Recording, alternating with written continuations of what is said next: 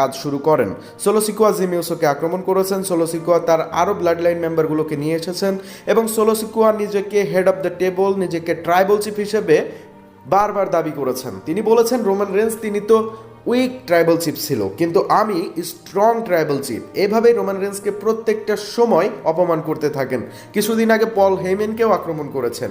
এই সমস্ত বিষয়গুলো রোমান রেন্স অবশ্যই ডাব্লিউডাব্লিউ এর বাইরে থাকা অবস্থায় দেখেছে এবং সেই বিষয়গুলো দেখে সোলো সিকোয়ার উপরে খুবই রাগান্বিত ছিলেন। এটার জন্যই আজকে সামার স্ল্যামে রোমান রেন্স তিনি রিটার্ন করতে বাধ্য হয়েছেন।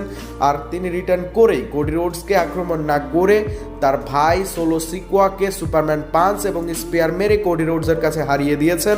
আর এটার জন্যই মূলত রোমান রেন্স আজকে রিটার্ন করেছিলেন। তো আশা করি বুঝতে পেরেছেন কেন সোলো সিকোয়াকে আক্রমণ করেছিলেন রোমান রেন্স।